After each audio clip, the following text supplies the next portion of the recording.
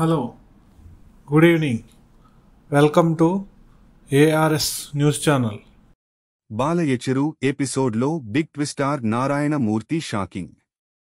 AP రాజకీయాలకు టాలీవుడ్కు సుదీర్ఘ బంధం ఉంది. ఏపీలో ఏం జరిగినా ఆ ప్రభావం టాలీవుడ్పై ఉంటుంది. అలాగే టాలీవుడ్లో జరిగే పరిణామాలకు ఏపీలో రాజకీయాలు ప్రభావితం అవుతూనే ఉంటాయి. ఈ నేపథ్యంలో తాజాగా అసెంబ్లీలో బీజేపీ ఎమ్మెల్యే కామినేని శ్రీనివాస్ అనూహ్యంగా జగన్ హయాంలో జరిగిన టాలీవుడ్ భేటీ, చిరంజీవి ప్రస్తావన తీసుకురావడంతో బాలయ్య ఇచ్చిన కౌంటర్ ఇప్పుడు వైసీపీ మెగా అభిమానుల్లో ఆగ్రహానికి కారణమవుతోంది. ఈ నేపథ్యంలో అసలు జగన్తో టాలీవుడ్ భేటీ జరిగిన రోజు ఏం జరిగింది, ఇప్పుడు దీనిపై చర్చ ఎందుకున్న దానిపై టాలీవుడ్ సీనియర్ నటుడు ఆర్ నారాయణమూర్తి స్పందించారు.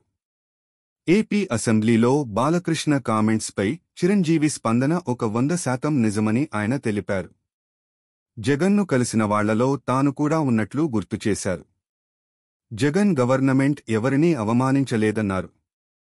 చిరంజీవి ఆధ్వర్యంలో తాము జగన్ మోహన్ రెడ్డిని కలిసినప్పుడు ఆయన ఎంతో గౌరవం ఇచ్చారన్నారు. గత గవర్నమెంటు తమ సినిమా వాళ్లను అవమానించలేదన్నారు. గత గవర్నమెంట్ చిరంజీవి గారిని అవమానించారు అని ప్రచారం తప్పన్నారు. చిరంజీవి తనకు స్వయంగా ఫోన్ చేశారని, అది ఆయన సంస్కారం అన్నారు. అందరూ చిరంజీవి నివాసంలో కలిశామన్నారు. చిరంజీవి పరిశ్రమ పెద్దగా సీఎం జగన్తో మాట్లాడారన్నారు.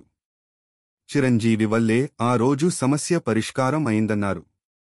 ఇంకా ఇండస్ట్రీలో ఉన్న సమస్యలను ప్రస్తుత ప్రభుత్వం పరిష్కరించాలని నారాయణమూర్తి కోరారు. తాను బాలకృష్ణ గురించి మాట్లాడదలుచుకోలేదన్నారు. సినిమా టికెట్ ధరలు పెంచకూడదని తెలిపారు. సామాన్యుడికి కూడా వినోదాన్ని పంచేది కేవలం సినిమా మాత్రమే అన్నారు. అలాంటి సినిమా టికెట్ ధరలు పెంచితే సామాన్యుడు ఇబ్బంది పడతాడన్నారు.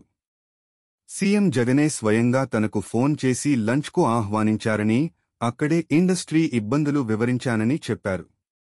తాను ముఖ్యమంత్రితోనైనా సామాన్యుడితోనైనా గౌరవం ఇచ్చిపుచ్చుకునే విధానంలోనే మాట్లాడతాను అని పరోక్షంగా బాలయ్యకు కౌంటర్ ఇచ్చారు. సినీ పరిశ్రమ తరపున కలిసేందుకు వెళ్లే ముందు తాను బాలకృష్ణను ఫోన్ ద్వారా సంప్రదించడానికి ప్రయత్నించినా ఆయన అందుబాటులోకి రాలేదని, జెమిని కిరణ్ను పంపినా కలవలేకపోయారని చిరంజీవి వివరించారు.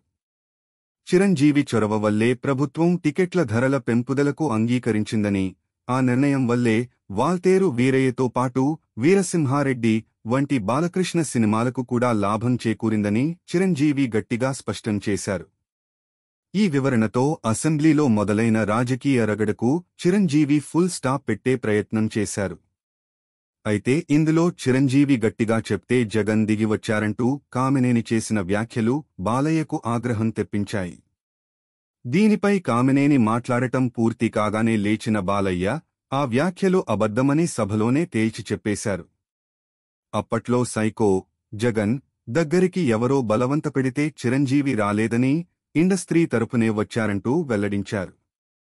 అయితే బాలయ్య జగన్ను సైతో అని విమర్శించడం వివాదాస్పదమైంది. దీనిపై వైసీపీ ఎక్స్లో ఘాటుగా స్పందించింది. బాలయ్యకు గతాన్ని గుర్తుచేసింది. ఎక్కడా బాలయ్య పేరెత్తకుండానే ఆయన గతాన్ని గుర్తుచేస్తూ ట్వీట్ చేసింది. రాష్ట్ర ప్రజలకు ఒక ప్రశ్న: తన ఇంట్లో ఒక సినిమా నిర్మాతపైన, తన ఆస్థాన జ్యోతిష్యుడిపైన తుపాకీతో కాల్పులు జరిపింది ఎవరు? ఈ కేసు నుంచి తప్పించుకోవడానికి తనకు మానసిక స్థితి బాగోలేదంటూ మెంటల్ సర్టిఫికెట్ తెచ్చుకున్నది ఎవరు?